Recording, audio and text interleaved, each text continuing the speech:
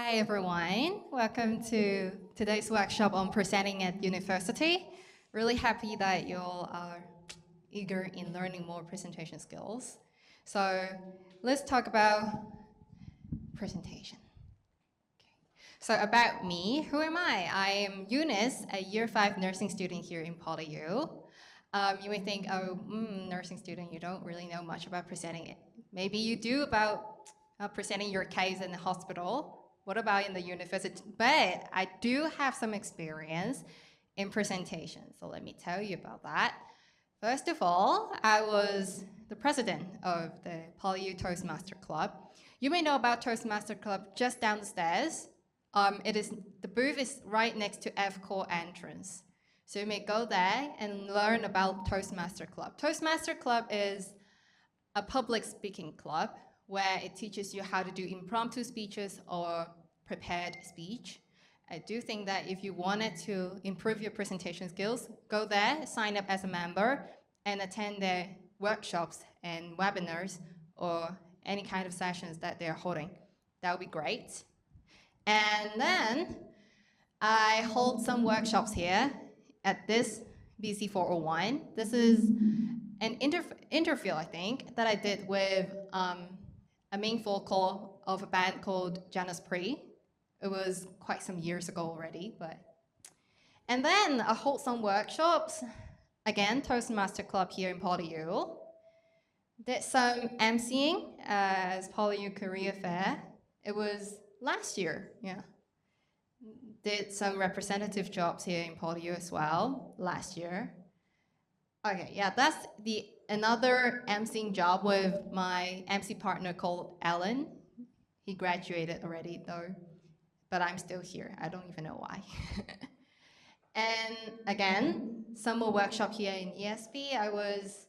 This is a workshop where we talk about AI in education, something like that, and I was one of the discussant, I would say. Did some school workshop in secondary school. This is special because this is for School of Nursing, and we were teaching sex education in a Catholic school. Yeah, that was really fun. And then some facilitated job here in PolyU for some conference. And then I got a scholarship on innovation and technology, which is also about pitching. This is something that you may notice on a lots of startup projects where they have someone as a presenter to pitch about their products. For example, I'm trying to sell you a sock. How am I going to make that presentation sound good so you can actually buy that sock but not a pair of socks? And oh yeah, that's my hobby. I love reading. And yes, again. Oh yeah, this is about attachment where I learned about health in King's College London, and I also attended some leadership and presentation course there. And that's my class, I love them. And why presenting? So why am I choosing this topic? Because I can share a lot, I can share about innovation technology, I can share about like solely on pitching, but why presenting? Because I do feel like presentation skills here in PolyU students, a lot of us are not up to level, is something that we're all scared about, especially if you're a freshman here in a university, right? Where you're not wearing uniforms anymore, you're wearing your usual clothes to school, which is scary, okay? And so, a few points.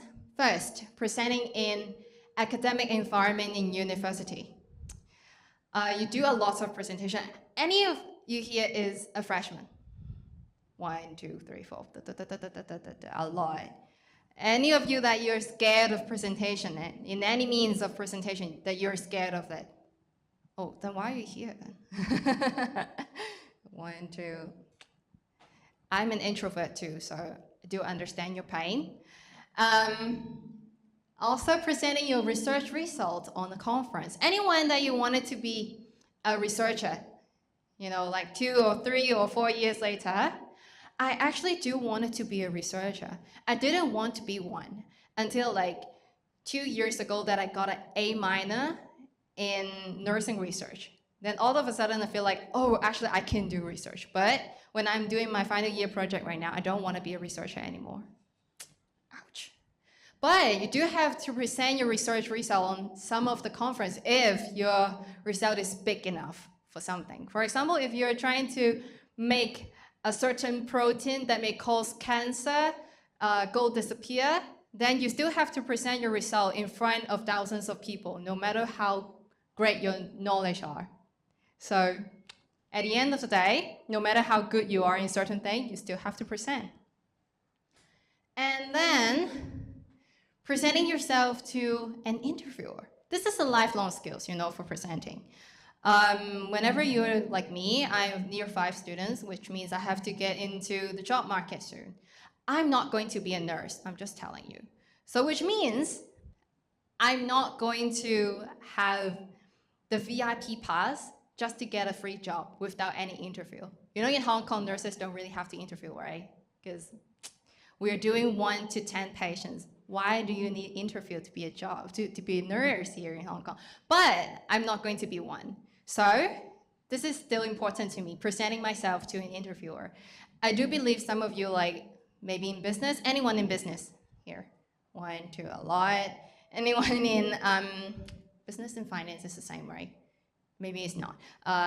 Anyone in marketing? Marketing, yes. It's difficult out there, guys. It's difficult to get a job out there. And presenting ideas to colleagues. After you go through that interview process, you still have to present your ideas to colleagues. Maybe you'll say, I'm just going to work out some Excel sheets and that's all for my job career. No, you're not going to be like that. You still have to present the Excel sheets to your colleagues. So anyways, you still have to present. And at the end of the day, you have to present your argument in front of your siblings. This is the day-to-day activities. Any one of you have siblings, though? You don't? Why? Do you argue with your siblings? Yes, of course. Do you argue with your parents? Don't say no. We all do. You do it. You may not do it in front of your parent, but you do it under your heart, right? I told you, I'm not going to wash dishes. Why you always have me to wash dishes? You do like this, right? But I'm going to teach you how to make your arguments under your heart, even though it's not out loud, under your heart, it's still good enough, okay? So that's why presenting. How do you improve the skills? First of all, that's a 3-step plan. Plan, develop, and reflect. So what is plan? How do you plan a presentation? First of all, what are you going to present? And why are you presenting? Who are you presenting to? And how are you going to present? Okay, for example, if you're going to present some innovative ideas where your subject requires you to. For example, I'm saying for me, as a nursing student, we'll always have to present a certain disease to a lecturer and to convince them that this is a disease that is strong enough to kill every single one, where we have to develop a certain solution right now. So always have to do that. And why? Because of the credits, okay? Who am I going to present to? I'm going to present to every single one that already know the disease in the classroom. And how am I going to present? I'm just going to read through the pages, okay? This is something that we always do, but most of us only do it in 5 minutes and that's it, just like what I did. Here, I'm going to tell you how we're going to make this better. We do it for a longer time and we do it in a more detailed way, so your delivery will be great, okay? For example, content, any research needed. For example, if you're, presenting a business model or business plan in front of your business lecturer or professor, research is definitely needed. You have to do marketing research, as I know. For me, as a healthcare worker, I have to do research in maybe the prevalence of the disease and any solution already been made and any ideas that I can brainstorm right now. This is the content. This is really up to you. I don't really know how to do that, okay? Purpose. Sharing is a part of the assessment. Inform, persuade, or to inspire. Right now, what is my purpose of doing this? Mostly, I think is sharing. Is it part of my assessment? Not really. Not really. Am I informing? Yeah. Am I persuading? Not really. I'm not trying to persuade you into anything. Or to inspire? Yes, I do want to inspire you guys to learn the art of presenting. So this is my purpose. And the audience, what are their levels and their needs? Right now, I don't know about your level, to be honest. So I'm going to ask you to show me later on. Maybe we can do some interactive. You don't want to? What do you think your level is? You do think you are in the same level as me? No. Like 0.5 lower then? Okay, let's do it in credit form. What do you think of your level? Is it C plus? Anyone? C plus. Okay, B range then. B? A? Then what's going on? F? Oh my gosh. Be confident, okay? What are your needs? Do you want to know more about the presentation skills? But what kind of skills that you want? Do you want me to teach you how to speak in better English? Or do you actually want me to teach you how to organize your thoughts? Or do you want me to teach you how to plan your presentation or how to make your presentation slides look better? Oh wow, that's too much for me to do then. But anyways, I'll try. What are these? Content, purpose, and audience. This is actually something fundamental when you're preparing for a presentation. Because if the level of your audience is different, for example, I'm presenting about washing your hands in front of school children versus presenting the importance of washing their hands in front of a university students. That's big difference, right? For example, if I want to say, oh, you have to wash your hands, this is not enough for school children. They don't even know what is hand. What is your hand? I don't know. Is that your feet? Okay. If I wash your hand, do I need to wash my toes or do I wash my nails? They'll be asking this kind of questions. But if you're telling a university graduate or anyone that you have to wash your hands before eating anything, they will say, nonsense. I already know that already. Yeah. So that's the difference. What are you going to teach you? Whoa, I'm so sorry. That's not the end. We're going back. That's a lot. I have to go faster then. Spoiler, okay. So that's what I'm trying to tell you. Different audience means different content. Different purpose also means different content. If I'm only sharing, I could spend 10 minutes in the slide before where I talk about my life experience, right? You can say, oh, I did this workshop, I'm doing this workshop as now. But I'm trying to inform and inspire you. So I'm going to provide some concrete skills. That's the difference in content, okay? But I'm sure you all wanted to know how to do an assessment kind of presentation well, right? So there you go. How to engage. For example, right now we're doing small groups. I do think it's small groups. Versus big groups, how are you going to engage? That's a different kind of audience already, right?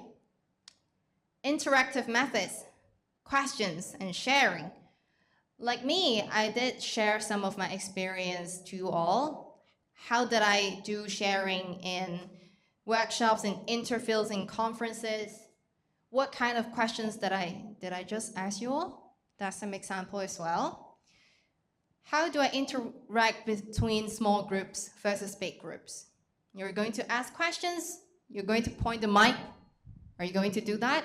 Or are you just going to ask them to raise up your hands? Okay. Some of the example of interactive methods that you may already know, Kahoot. Any one of you tried Kahoot before? In class? Yeah, I know the lecturers here probably love this one. I don't even know why. We also have Mentimeter. Anyone tried Mentimeter before?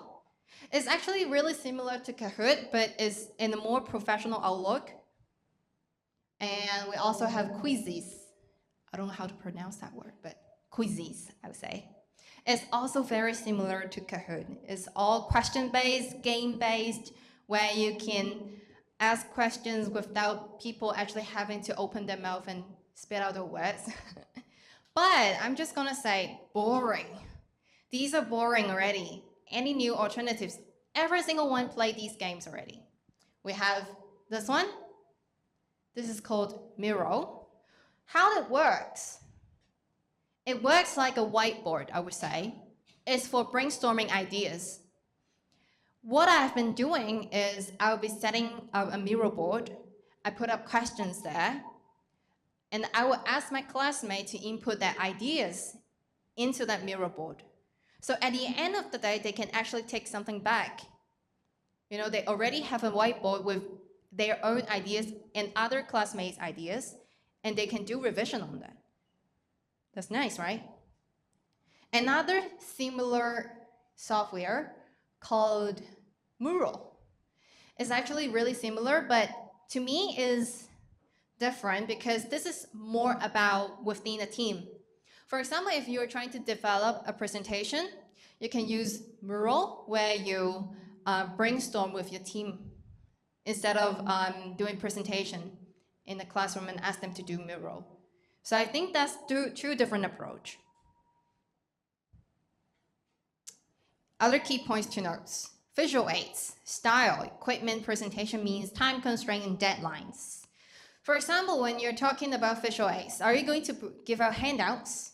Because I do notice in some conference, they love to give out handouts where this is like a A3 or A4 or A5 kind of size of paper with a lot of key points in it. I'm sorry, I did prepare a handouts, but I don't have the time to give it to you today. So I'm so sorry.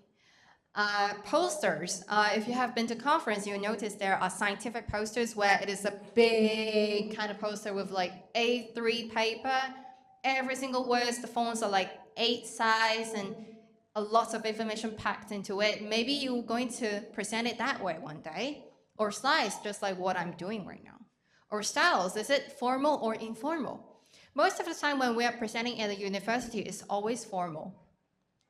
But the purpose can be different. For example, right now, what I'm doing is informal storytelling. But we can also do it in a formal way. Okay, for example, when you're doing end of term assessment, where you have to present your topic or project, it'll be formal, most likely. Yeah. But a lot of lecturers nowadays love to add this word, interactive. Add some interactive elements into your presentation, please. Then you can do semi-formal then. Yeah. Equipments. What is equipments? For example, computers. I have 2 computers here. I don't even know why. I don't really need this one. Why? Just because I don't really have time. I'm sorry for that. To be better prepared on my equipments. Most of the time, I use my own computer or laptop to do presentation because I know the functions in there. I know how to do extend screen where I can look at my notes, presentations notes here while the slides is up there. But now I'm doing duplicate screen, which means this one is the same here. So I'm in lack of like a certain part of my presentation notes here. So I'm actually not knowing what I'm going to say. I'm freestyling right now. But if you do have enough time, look through your computers. There are lots of functions where you can do extended screen. So you can have your cheat notes here and your PowerPoint out there. It's great. So you don't really have to take your phone out, look at your speech, do this, do this, do this, do this, do this, do this. You can actually look at the screen, act like you're freestyling. Okay. Projectors, again. Here in PolyU, a lot of projectors are actually linked to an Apple account, which means if you're using an iPad or if you're using an Apple MacBook, you can use AirPlay. So you don't really need these cords anymore. With this one, you can link up to your projector, so which means you don't have to stand still. You can walk around with your laptops everywhere. That's great, right? Presentation means online or face-to-face. A few years ago, we do online presentations a lot because of the COVID time, all right? But right now, we do face-to-face already. And time constraints is 10 minutes or any time for Q&A. Most of the time, we do 10 minutes or even 30 minutes. It's a big difference. But remember to leave out some time for Q&A session, okay? Deadline. It's okay to be a deadline fighter. We all are, okay? It's fine. It's fine. Procrastination is fine, okay? What makes a good presentation? Let's look through the key points. Focused, construct, structured, selective, organized, balanced, and engaging. What do you mean by focused? Focused, it means you focus on a certain topic instead of going every single way. For example, I'm trying to tell you temple tissue is better than what? Oh no, I'm just gonna say KFC chicken is better than McDonald's chicken. Then I won't be mentioning Moe's Burger. You understand what I mean? Constructed.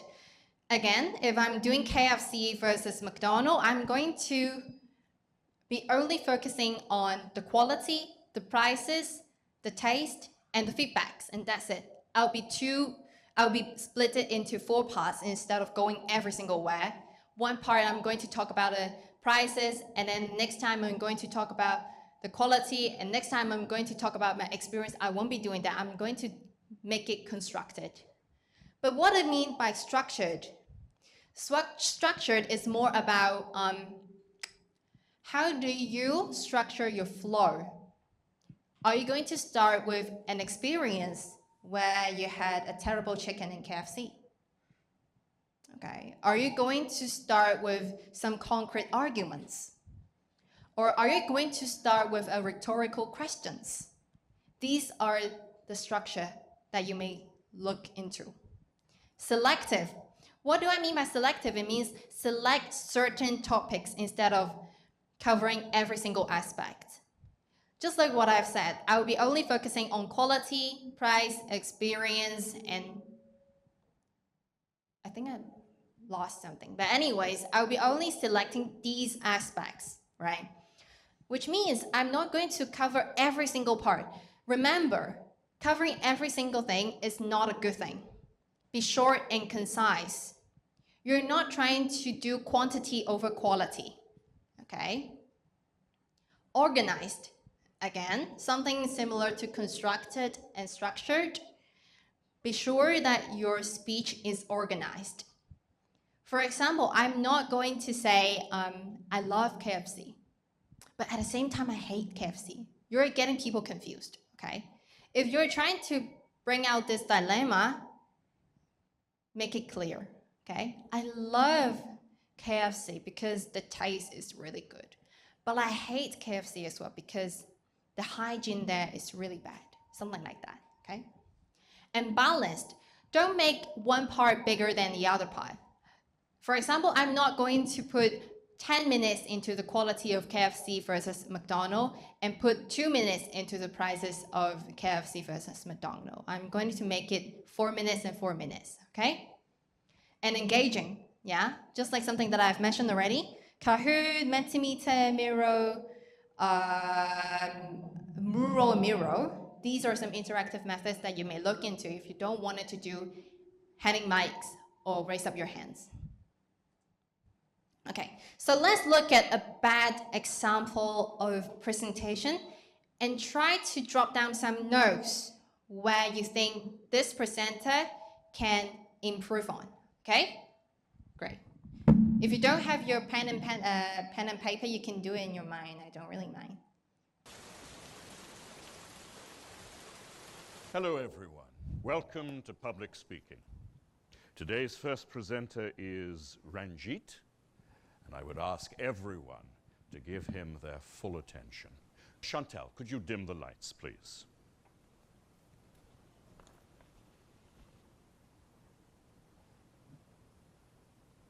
The British imposed a lot of unpopular taxes on the American colonists and didn't let them elect representatives to the British government.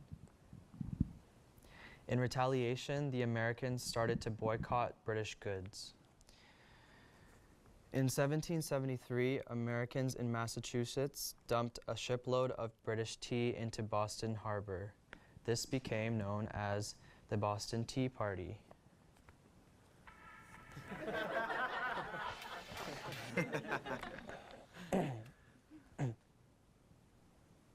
As punishment, the British imposed laws known as the Intolerable Acts, including the Quartering Act, which made Americans let British soldiers live in their homes. Some of the American colonies created a Declaration of Rights and Grievances, which they sent to Britain, but the British just sent soldiers to the colonies to put down any rebellion. This led to the first battles of the Revolution at Lexington and Concord. Thank you, Ranjit. I know it's very hard to give a presentation in front of the entire class. Now, would anyone like to offer Ranjit constructive feedback about his presentation? Any tips for what he might do differently next time?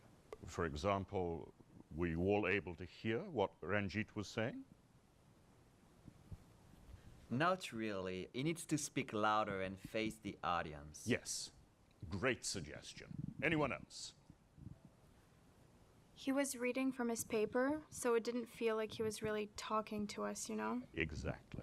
It's important when you're speaking to look up every sentence or two and make eye contact with someone in the audience. Anything else that Ranjit could do to appear more relaxed and feel more confident? He could smile more. Yes, smiling makes us feel relaxed. Oh, and make sure your phone is off before you speak next time. I do have one more suggestion.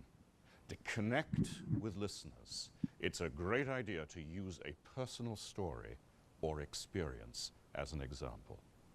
Can you try that next time? I think so, yes.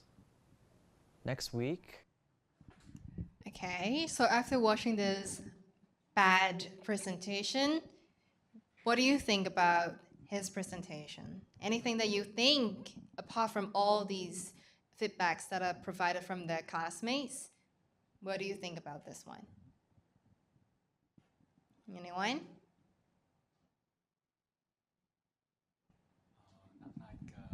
Not like a presentation, just like reading something and no eye contact and no interactive activity with the audience. That's nice. Yeah, no eye contact. It feels like he's doing reading aloud, right? Any more? Anything that you want to add on from that? Well, I would think what he's lacking mainly is one very key word: confidence. Do you feel like I'm confident right now? I am, but I'm actually not. Okay? Because I'm not well prepared, to be very honest. I did this presentation, the slides, starting from yesterday, 1 a.m. after my hospital shift. And then I decided to went to bed after 30 minutes of doing this, which I actually procrastinated. And I started doing this presentation from this morning during lunch hour. So is it a good practice? No, it's not. But act like you are confident is very important. Very, very important, okay? So think about it, confidence. Oops. Okay, so how do we improve from that presentation? What are we going to do during the presentation? First of all, I would say make your slides look better. And wow, mistakes. That's why I'm telling you I didn't make the slides good enough. I put 2, okay? First of all, is make your slides sound and look better. The second one is overcoming your nerves. And I don't remember the middle one, wait. Yes. The pace of sharing your slides, okay? So let's look at this slide. Do you think the layout down here is good? Do you think this slide looks good? It doesn't, right? Because the contents here, first of all, it's clipped, of course. It's not good enough. And do you think the fonts are good enough? Do you think the font size is big enough for you to see? For those back there, can you see the words? You can't, right? Imagine that you're presenting in a lecture hall. People aren't going to see these words. But this is actually the default font size when we're doing a presentation slides. So it means the Google Slides or the Microsoft presentation, PowerPoint, something like that, actually expected you all to use this font size during the presentation. So remember, this is not true, okay? I feel like I'm doing a conspiracy theory here, but this is not true, okay? Remember to enlarge your size. So let's make it look better. This looks better already, right? But you'll be thinking, there are some contents missing then. No, these explanatory wordings are gone. And how am I going to make sure that my audience know about these contents? Split them into slides, not put them all in one, okay? For example, do like this, okay? It's not necessary to keep every single thing into one slide. You can do it in multiple slides, okay? First of all, various layout. As you can see, I have been doing different layouts throughout the slides. Imagine you're seeing a presentation slides with the same layout like this for 30 minutes. It's not going to be comfortable, not for you and not for the audience, not even for the assessor or the lecturer. Infographics and data presentation. If you're doing a lot of data, for example, I'm going to tell you the prevalence of cancer or lung cancer or breast cancer in a certain population, I'm going to write out the data. I'm going to write out the population in numbers. Is it good? No. Think of doing a pie chart or a chart or trend, something like that. Because what you're trying to do is not to tell the results only, is to explain and to present and to think about the meaning behind those data. So instead of letting your audience to think about the data, think for them. The easiest part, okay? Font size and text count, okay? For the title, I think you all should be using 30 to 44, 36 to 44. And for others, this is actually 20. Why am I doing 20 here? Because I know this is a small group. And I think 20 will be enough for every single one, even at the back of the room. So that's why I don't do too big, or else it will be overwhelming, right? But if you're doing in a lecture hall, I think you should do 24 to 28. It'll be better. And no more than 8 lines on the page, less than 2 minutes on one page, and elaborate, not reading aloud, okay? How to engage your audience. We have been repeating engage, engage, and engage. This is important, okay? This is helping your audience to be engaged with you, not you being engaged with them, okay? So keep it slow, less is more. Share a story, concise, and break down, okay? And after all, how do you overcome your nerves? I do know that it can be difficult for some of us to stand out in front of a crowd and try to persuade yourself and to persuade others. It can be difficult, okay? But do self-talk. I do that a lot, especially when I'm doing the shower. When I'm doing the shower, I'm just going to talk to myself. I'm just going to explain to myself, why am I presenting very well? Why am I confident? I'm just going to persuade myself into this, okay? It doesn't need to be true. You just have to act like that you are confident. By doing self-talk, actually it gives you more confidence, because acknowledgement here in our society is the best thing ever. You do want it to be acknowledged by someone, right? What if I say right now, oh, your hair looks good today? Instantly you feel better, right? If I'm going to say, oh, you all are so quiet and so into my presentation and I feel so good, and you all feel so good as well, this is also important. So why not do it to yourself? Acknowledge yourself, okay? Acknowledge your good points, and that's important. And arrive early. I didn't arrive early enough today because I feel like I'm confident into doing this. But remember, if you have a really tight schedule, remember, do leave out some time in between. For example, today, I do have another presentation at Z-Core. It was originally scheduled from 2 to 3, but at the end, I have a 25 minutes delay. But still, I still have a 30 minutes buffer time for me, because it ends at 3 o'clock, and this one started at 3:30. At the end of the day, I still have 30 minutes in between. So if you don't leave out that buffer time, you're going to have time clash with every single thing, okay? So after knowing all these facts, let's look at how our presenter improved, okay? Someone in the audience. Anything else that Ranjit could do? Causes and effects of stress. We look forward to hearing. Ranjit is first up again today, and I look forward to his new presentation. Jorge, could you dim the lights, please? Good morning. Today I'd like to talk about the causes and effects of stress and how to cope with stress. Stress has many causes, including work or school, life events, changes, or unrealistic expectations of yourself. Some effects of stress include headaches, trouble sleeping, depression, or lack of concentration. I know how hard it can be to deal with stress. Last year, I started working after school to save for college, but I didn't have time to do homework and my grades went down.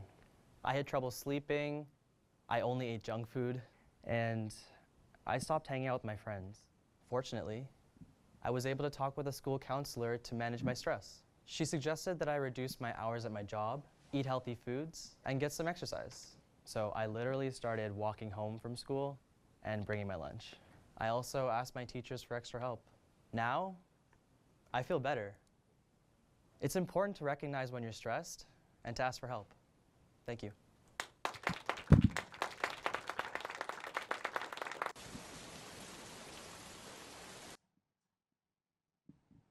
So any difference from that bad presentation versus this one? This is much better, right? So what are the difference? Can anyone tell? There are, I would say, at least 3 points. The first one, let me give you a hint, is about the slides. Anyone can point out that? Yes, the font size are much bigger. At the first video, the font size are like this.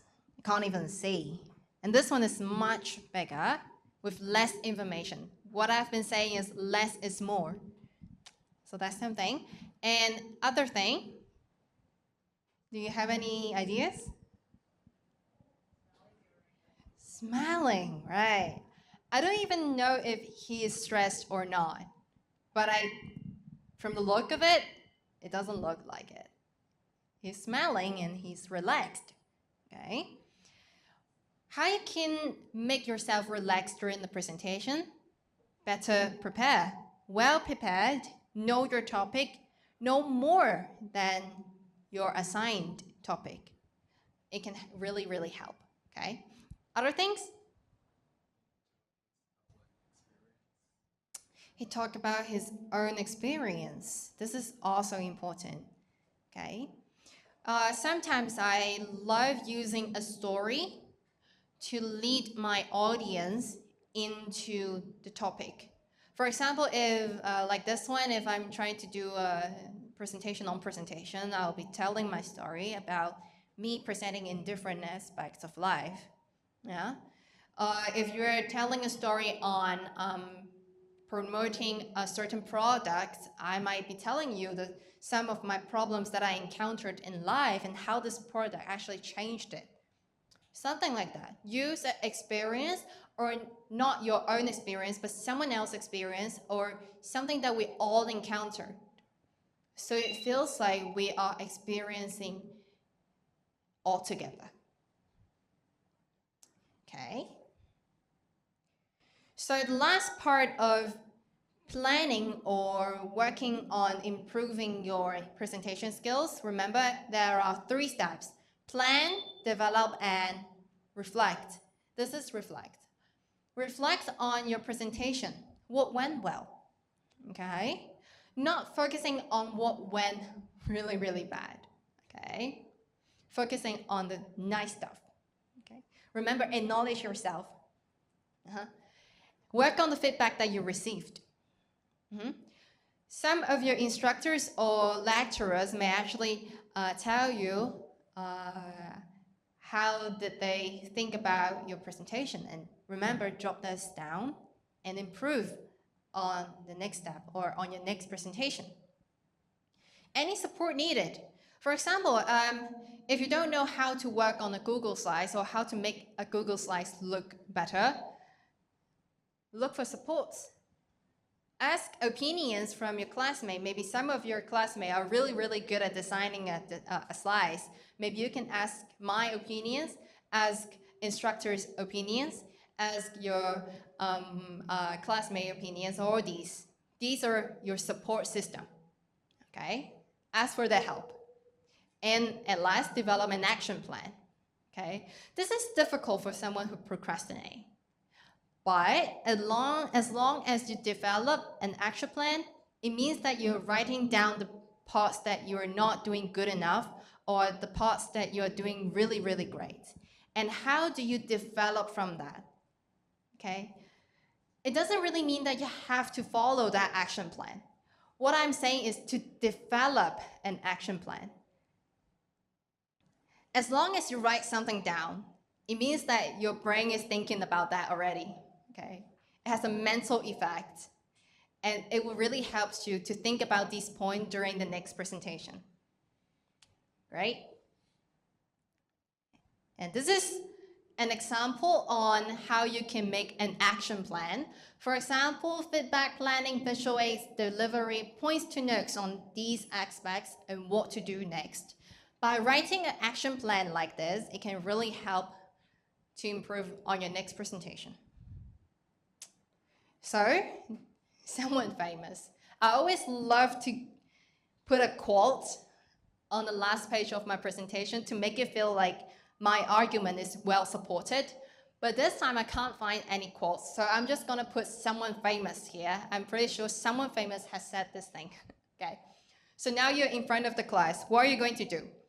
Introduce yourself, make eye contact, be or act confident, keep smiling, and be calm. Okay? You all get that in mind already, right?